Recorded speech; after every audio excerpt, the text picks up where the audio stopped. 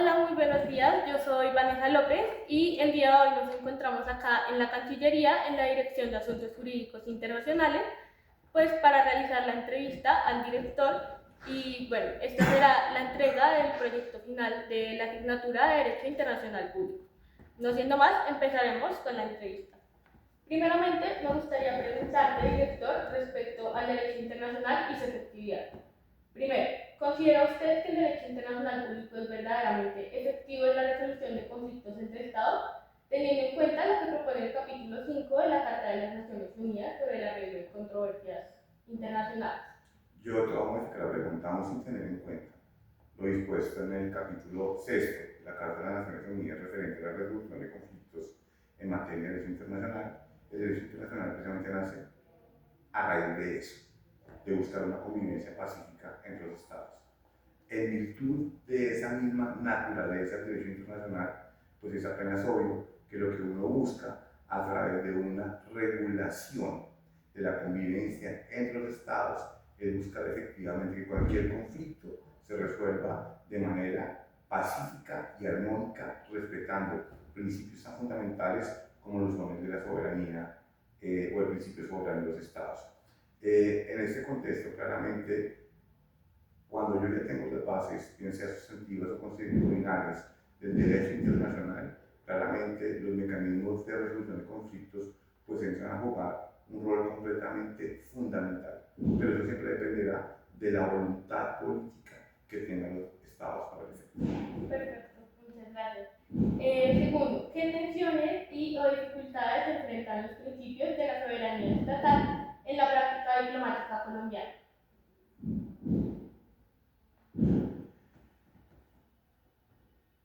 Realmente hablar de tensiones en los principios o dificultades, tensiones o dificultades del principio de soberanía estatal, pero realmente digamos que no hace como mucha lógica, ¿sí?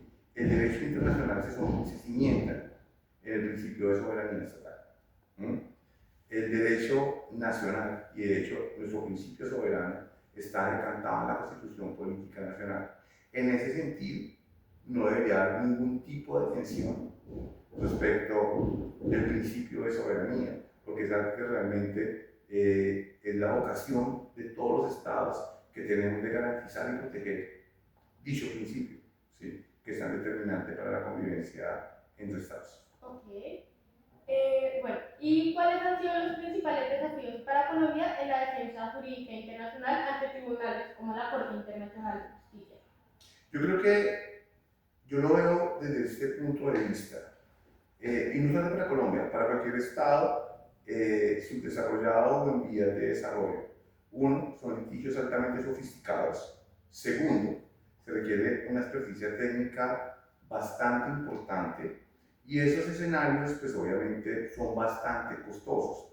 Para países como Colombia u otros que no han enfrentado litigios ante esas altas cortes, pues digamos que esto exige un esfuerzo no solamente económico, sino un esfuerzo técnico para garantizar que la defensa sea efectiva. Adicionalmente, para el Estado colombiano supone unos retos muy importantes, que no son menores, que lograr la coordinación interinstitucional para que la defensa del Estado, independientemente de donde venga el insumo, que puede venir de un ministerio X o un ministerio Y o de la misma Cancillería, se logra articular, digamos, esas defensas o esas posiciones a nivel gobierno como una defensa única a nivel Estado. Creo que es importante, digamos, que entender ese desafío de lo que pasa a nivel interno y cómo se proyecta a nivel externo. Los desafíos económicos y técnicos claramente comienzan a ser importantes, pero también tenemos otros desafíos que hoy en día son imposibles de abordar, digamos, imposibles en el momento en que estamos, no imposibles de cara al futuro. Digamos, no sé si sepas, en la Corte Internacional de Justicia, a diferencia de lo que pasa en la ONU, los idiomas oficiales únicamente son inglés y francés. Para países de lengua hispana, cuya lengua madre es el español, pues hace un poco más compleja la defensa, porque los diferentes incidentes o diferentes actos que se ejerzan en sede de la Corte Internacional de Justicia, pues básicamente no va a ser en el idioma nativo del país que se está defendiendo. Creo que esto sí representa para los estados hispanoparlantes grandes retos que de hecho estamos debatiendo en sede de generar una nueva visión del litigio en la Corte Internacional de Justicia y otros tribunales como el Tribunal Penal Internacional para el efecto. Ok, muchas gracias. Bueno, y ahora me gustaría enfocar un poco más el tema hacia los tratados, las obligaciones internacionales y su relación con el derecho interno. Entonces, ¿cómo se gestiona desde la Cancillería el conflicto que puede llegar a haber entre normas internas y compromisos internacionales, como tratados ratificados, obligaciones internacionales y cooperación interestatal, especialmente cuando puede haber tensiones constitucionales entre esos tratados? Pues como tú ya lo mencionabas precisamente, el derecho interno pues, hace parte de la Constitución, ¿no? Pero sin embargo, al momento de ratificarlo, pues puede llegar a generar como algún conflicto.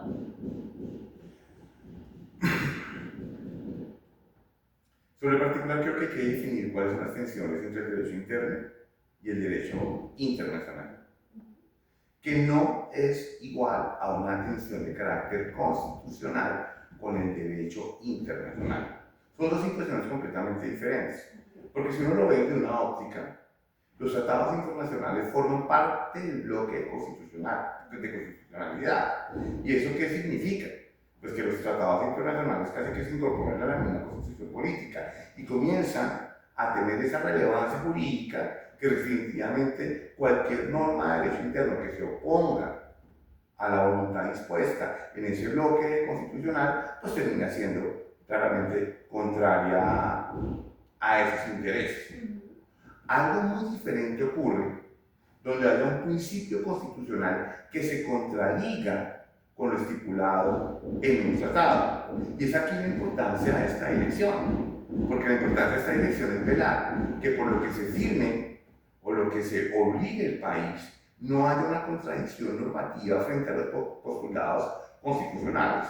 Los postulados constitucionales, no nos olvidemos, son la voluntad del pueblo, son la voluntad de todos los colombianos. Y efectivamente, lo que toca buscar garantizar es esa armonización entre esa voluntad popular y los postulados del derecho internacional que están concretamente decantados en tratados internacionales. Y obviamente, en este contexto, la negociación de los tratados, cuando uno negocia un tratado, es lo que termina en última negociando.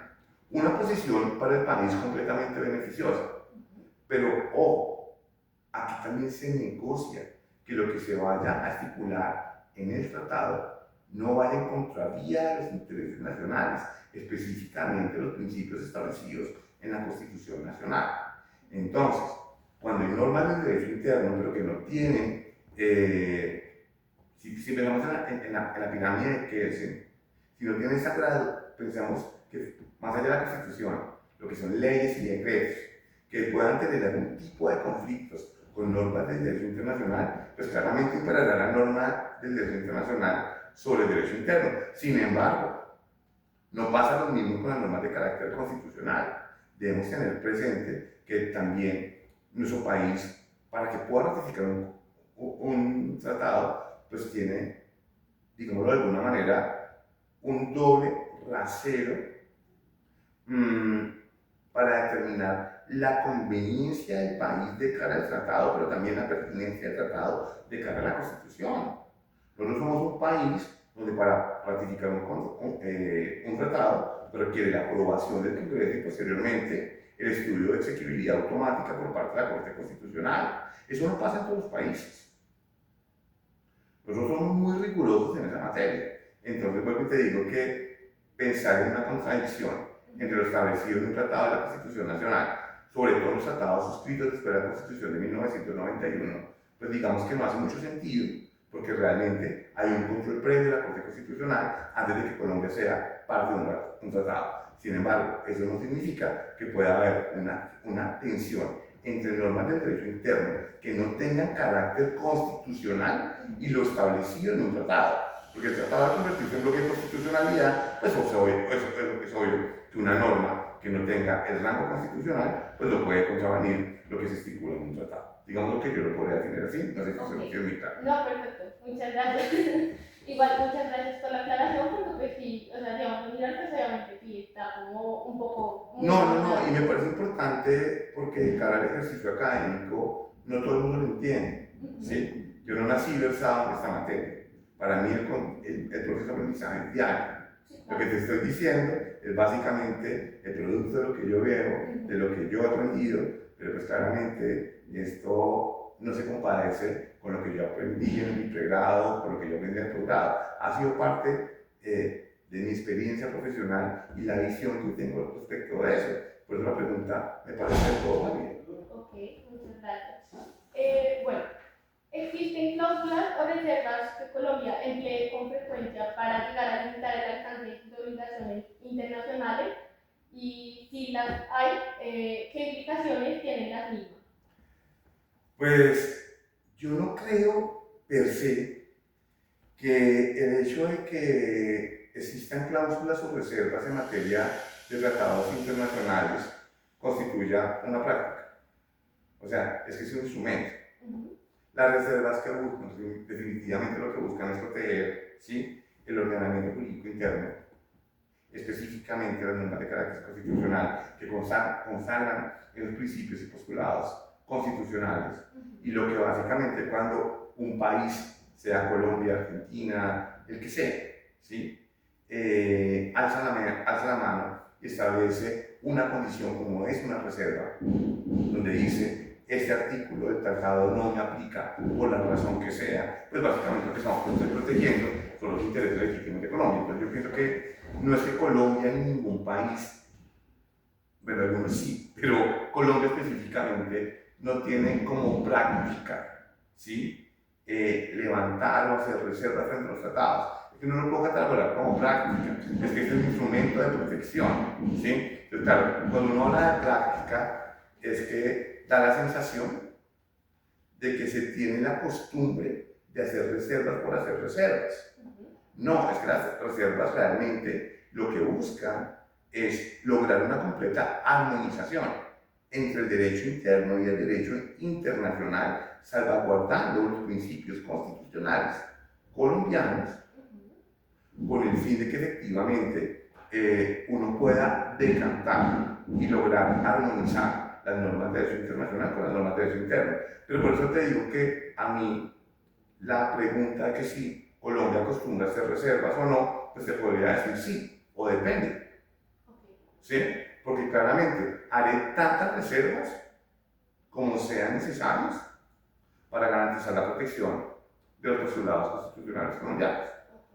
Si no lo habilita, pues claramente ahí se agota la práctica, porque no recurro a ese instrumento que me da la norma de derecho internacional para defender efectivamente mis principios y postulados constitucionales. Dale, perfecto. Muchas gracias por la aclaración. Bueno, ahora respecto a la soberanía estatal, la globalización y la crisis del modelo tradicional del Estado a nivel internacional, ¿considera usted que el proceso de globalización ha erosionado o fragmentado de alguna manera la soberanía de los Estados frente al derecho internacional o por el contrario ha fortalecido la cooperación jurídica multilateral?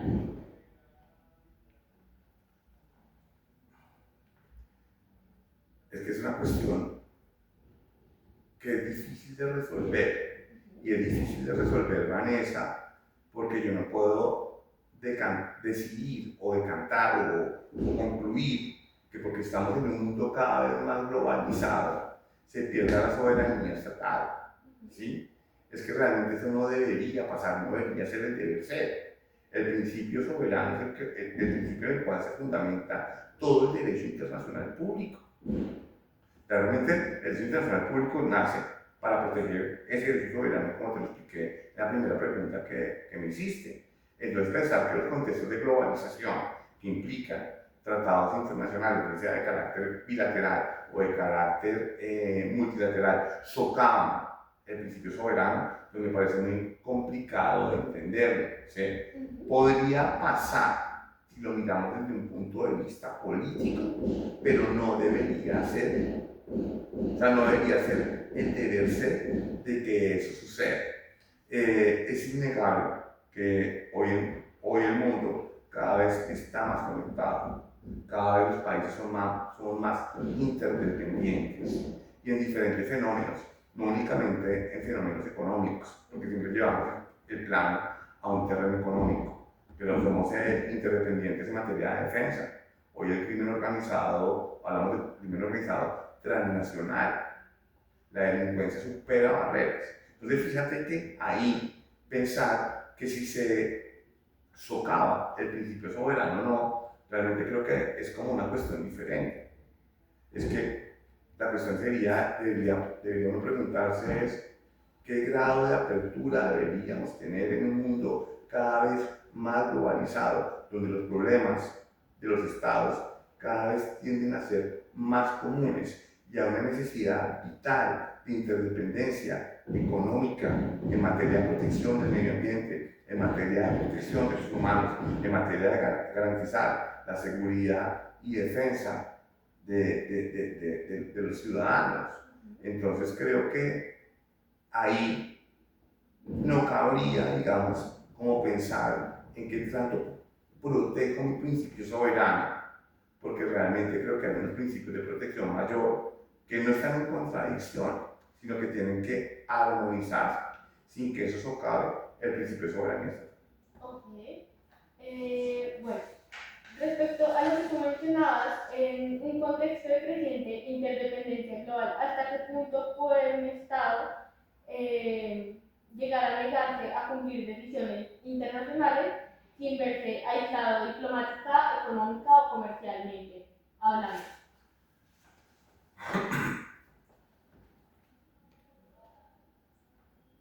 Pues un Estado, aunque no debería pasar, pues un Estado siempre se podrá negar a cumplir una sentencia. Eso no debería pasar, porque si efectivamente yo acepté una jurisdicción, llámese de la Corte Internacional de Justicia, acepto una jurisdicción como la del Tribunal Penal Internacional, acepto una jurisdicción como la de tribunales de arbitramiento en materia de arbitraje de inversión, si yo acepto la jurisdicción en materia de un tratado, acepto que esa controversia se resuelva en sede contenciosa por determinado tribunal, lo que supone que las decisiones o sentencias que emitan, o laudos en el caso de los tribunales, pues que estén llamadas a cumplirse. No debería pasar que no estén llamadas a no cumplirse. Sin embargo, yo no puedo, digamos, negarme a una realidad que hay estados que se han negado al cumplimiento de determinado tipo de sentencias, lo cual para mí no es una buena y sana práctica, ¿sí? No porque per se tenga como consecuencia directa que haya un aislamiento diplomático, sino que realmente el efecto directo es en la reputación que va a tener el Estado que no cumpla con los compromisos de carácter institucional, porque obviamente a nivel reputacional hace que el Estado se vea poco serio, ¿sí? Y eso genera unos contextos grandes de incertidumbre, por no decir menos.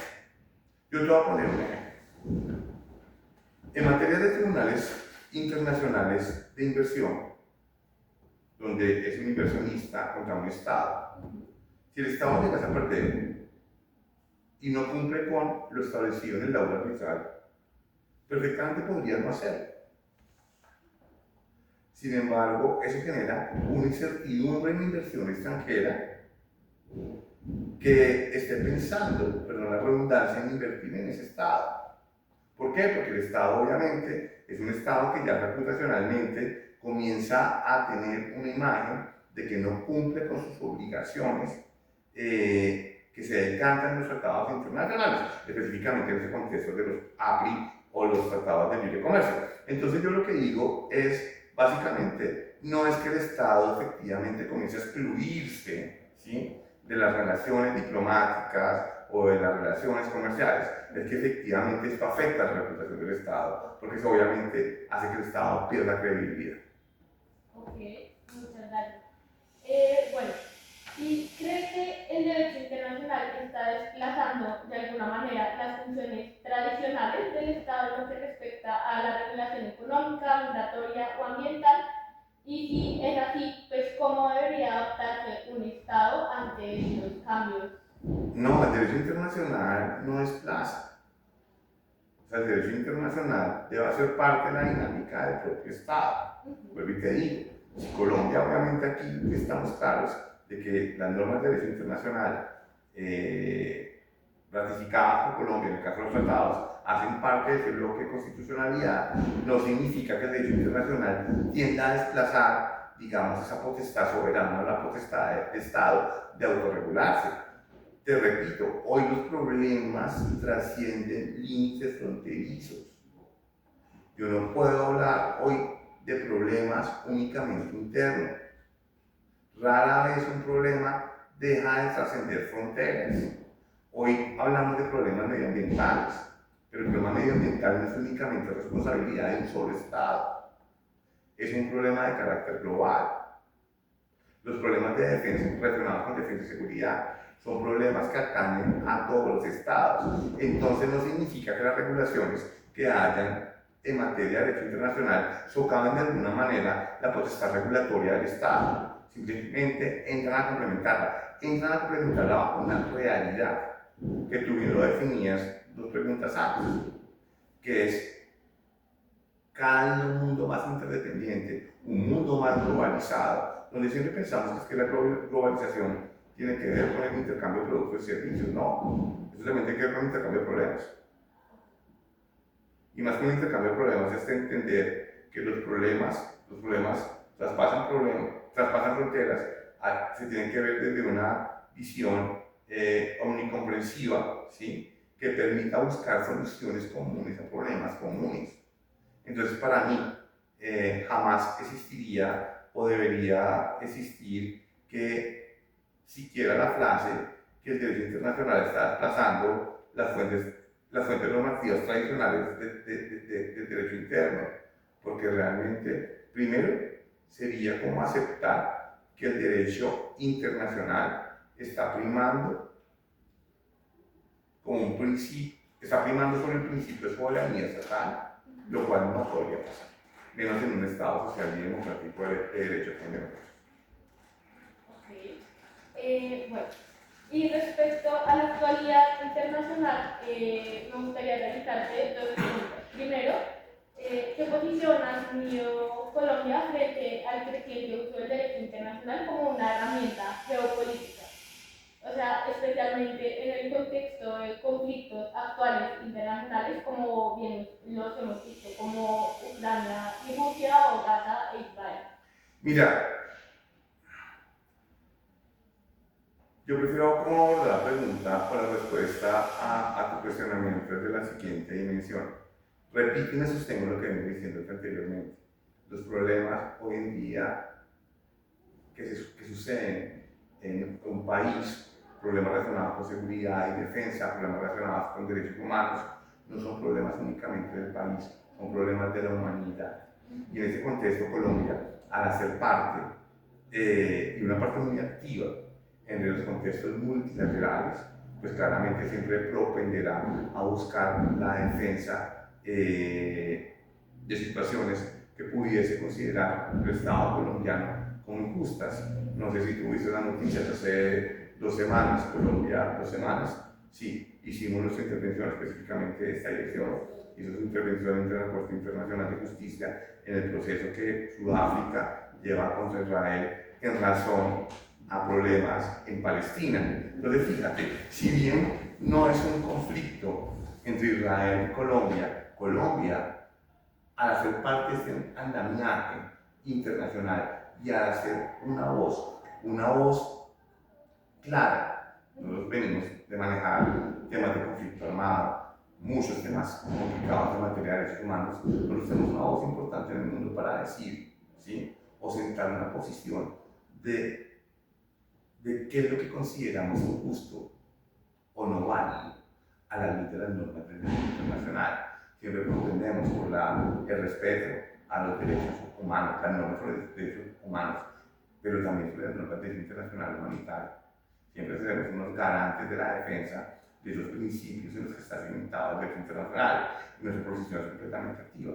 Colombia hace 2 semanas, por repito, hizo su intervención en el marco de la Corte Internacional, en el marco de una audiencia en la Corte Internacional de Justicia, que trataba específicamente los problemas que tú me estás mencionando en tu pregunta. Ok. Bueno, muchas gracias por las preguntas. Ya para finalizar, me gustaría preguntarte respecto a tu experiencia profesional en el cargo de director de Asuntos Jurídicos Internacionales. Y es, primeramente, cómo ha cambiado tu visión del derecho internacional desde que ejerces este cargo en la Cancillería.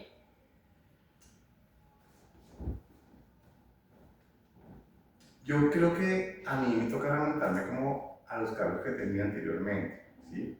Yo tenía un abordaje del derecho internacional desde dos dimensiones. Desde cuando era director de la Agencia de Defensa Jurídica del Estado, abordaba temas de derecho internacional, pero de inversión. Y obviamente eso me hizo entender cuáles eran los retos que tenía el país en materia de negociación de APIs, tratados de libre comercio, y cuáles eran los retos de la defensa jurídica ante tribunales internacionales de inversión en ese contexto. Ahora, como director de Asuntos Jurídicos Internacionales, pues realmente aquí hay una visión que supera claramente esa especificidad de los problemas inversor-Estado. Aquí tratamos problemas Estado-Estado, y más que problemas es tratar de buscar soluciones a que cada día Colombia se logre integrar de mejor manera a un mundo claramente más globalizado y aproveche los diferentes esquemas o regulaciones o marcos normativos que disponen tanto los escenarios multilaterales y las oportunidades de incorporarnos bajo modelos bilaterales o tratados bilaterales con el fin de fortalecer, digamos, más bien traer capacidades de las cuales nosotros hoy en día podemos estar careciendo. Sin embargo, también hay un reto muy importante, Colombia que va a ofrecer. Colombia no se puede quedar únicamente en que es parte de un tratado para saber qué puede ganar. Siempre nos quedamos como con la visión de que yo suscribo un tratado internacional para saber yo como Estado qué tanto gano, qué tanto van a aportar. Colombia tiene mucho que dar. Y es esa visión que me parece bastante retadora. Cuando uno piensa, y es ahí donde mi visión cambia, para contestar tu pregunta, perdón que me vaya por las ramas, pero mi visión cambia claramente, porque si uno ve el derecho internacional desde dos visiones que para mí son completamente reduccionistas. Uno, una visión reactiva, a mí me demandan y yo me defiendo, y a no se le olvida que uno también puede mandar, uno también puede solicitar, puede pedir, puede quejarse, puede reclamar. Y dos, siempre pensar que Colombia es un actor pasivo dentro del marco de las relaciones multilaterales o bilaterales. Colombia cada día está siendo un actor mucho más activo, y entonces digamos que esa visión sí me ha cambiado por completo desde que estoy en este cargo. Ok, muchas gracias. Y bueno, ¿cuál considera usted que ha sido el caso más complejo en el que ha participado directamente como director de Asuntos Jurídicos Internacionales, y teniendo en cuenta también que fuiste director de la Agencia Jurídica de Defensa del Estado? Bueno, Vanessa, pues aquí no te puedo decir mentiras, llevo 3 meses en este cargo, escasos 3 meses en este cargo, entonces no te puedo decir que haya tenido que asumir, que haya sido un acto que no he tenido ningún caso que defender en este punto. Aquí los retos han sido otros, ¿sí?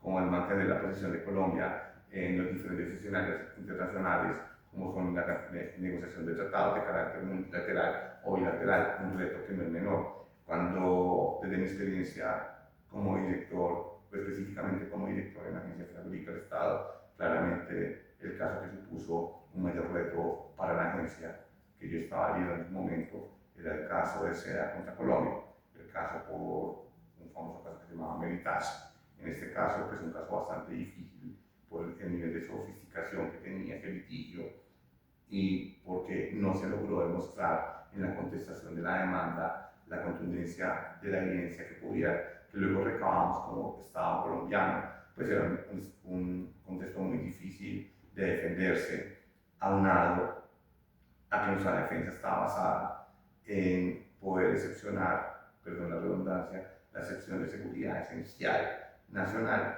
que nunca se la va a estar ganado un Estado en materia de controversias internacionales de inversión. Fue un desafío bastante importante, pero fue un desafío que terminó con un resultado pues, pues claramente muy alentador para el país, porque fue no solamente a nivel jurídico y a nivel económico, porque realmente ganamos el caso, sino porque realmente generamos un precedente en el marco del derecho internacional, que un país como Colombia, que no tenía mayor experticia en el desarrollo o defensa de ese tipo de litigios, pudiese ganarse un caso invocando la cláusula de seguridad internacional que países con una alta sofisticación de litigio, bien sea como Estados Unidos o algunos países europeos, nunca se la han podido ganar. Entonces yo creo que ese sí fue el principal caso. Ok, y bueno, ya como última pregunta, ¿qué consejo le darías tú a un estudiante que aspira a especializarse en esta área en un futuro cercano cuando termine su pregrado? Yo creo que, yo creo que ni siquiera le daría un consejo a todos los estudiantes, se especialicen o no en derecho internacional, o les guste o no el derecho internacional. En un mundo cada vez más globalizado, en un mundo cada vez más interdependiente, hace que es necesario que el abogado abra su mente a entender nuevas disciplinas. El abogado no se puede quedar ni con lo que aprende en un libro, ni con las normas establecidas en un código. Hoy en día, un abogado que no entienda de administración, que no entienda de economía, que no entienda de matemáticas, que no maneje idiomas, que no se pueda hablar de tú a tú con personas que tienen otros conocimientos o profesiones, es un abogado que está llamado a fracasar. Yo creo que es el gran reto de todos los abogados, y específicamente en el área del derecho internacional, claramente requiere abogados mucho más creativos. Yo pienso que hay una gran diferencia entre los abogados que se decantan por especialidades jurídicas que se desarrollan laboralmente en el contexto nacional, que aquellos que hemos optado por ejercer nuestro trabajo en el ámbito internacional. Las normas en el derecho internacional, obviamente, hacer normas de derecho positivo, de derecho escrito, están ahí. Únicamente con que las memorices, la gente que tiene mala práctica de memorizar las memorices, puede estructurar, se puede quedar con eso dentro de su estructura de su desarrollo profesional. En materia de derecho internacional, a mí me parece a hoy, y sin comprometer, no me parece, estoy plenamente convencido de que se requieren mentes altamente creativas. O sea, el derecho internacional está en una constante evolución. El derecho internacional siempre es tan dinámico que puede cambiarse. Las soluciones no son soluciones únicamente que estén escritas en piedra. Entonces digamos que hay mucho mayor campo para la imaginación para buscar soluciones en el ámbito del derecho internacional, más cuando las normas del derecho internacional la mayoría son de carácter consuetudinario, pero realmente es una construcción histórica y social la que van construyendo ese derecho internacional.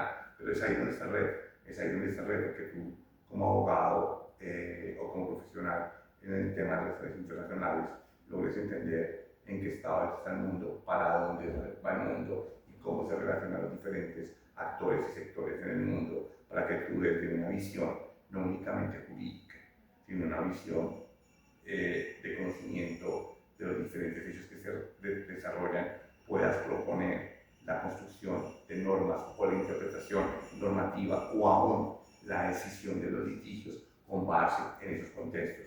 Ya para terminar, te puedo decir que de las cosas que me ha impresionado mucho gratamente en el marco del derecho internacional es que los litigios muchas veces se decantan no con las normas del derecho positivo, sino con entendiendo el contexto actual mundial.